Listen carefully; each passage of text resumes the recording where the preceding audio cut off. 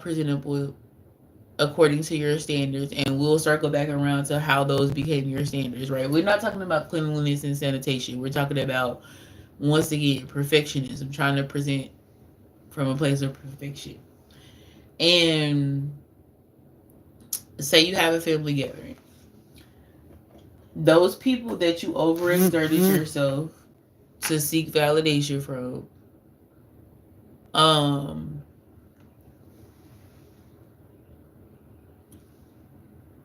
come over your house and completely fuck it up. Like, and all you're thinking about, you're kind of lightly touching on it. You're like, hey, y'all be careful over there. Hey, this, hey, that. But they're completely disregarded. The people, ooh, sorry.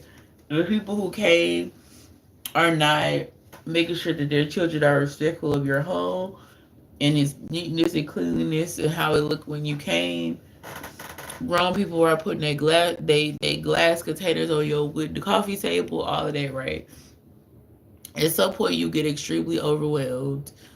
On the inside, you start to fume, and then eventually you snap the fuck out, right?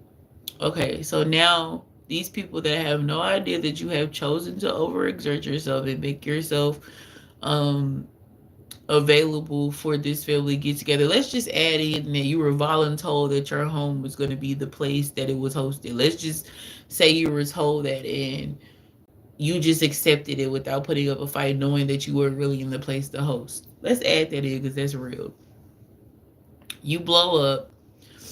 Now you're the bad guy, right? Like, you're the asshole because you've ruined the vibe, you've ruined the energy, you're aggravated. Everybody's talking about how you always overreact.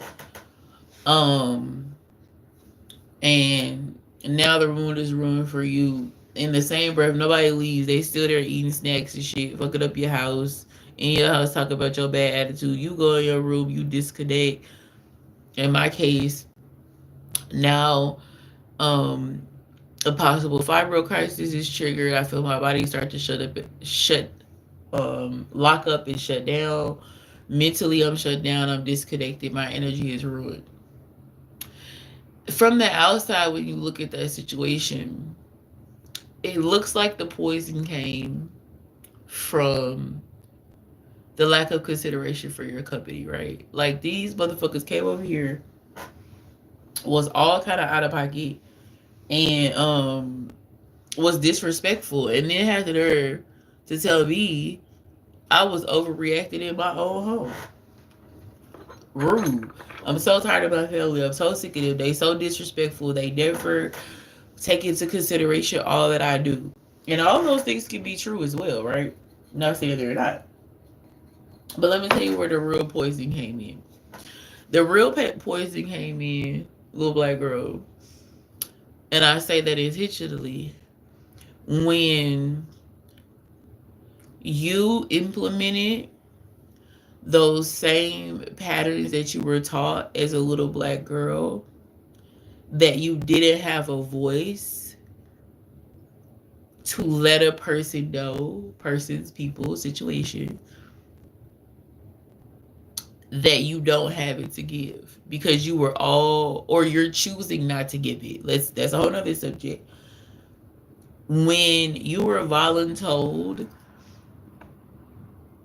that your home was going to be the home where this particular gathering was hosted, and that expectation was laid at your door, and you accepted that expectation because you didn't want to be the person to rock the boat, or the person who was responsible for the family not being able to get together, or the person who caused discourse because this is great energy. Hey, your great aunt is turning 85. Why you wouldn't want to disappoint her, or be the person who says she can't have her gathering, right? Because nobody else's house is up to par or big enough or has the money to host it.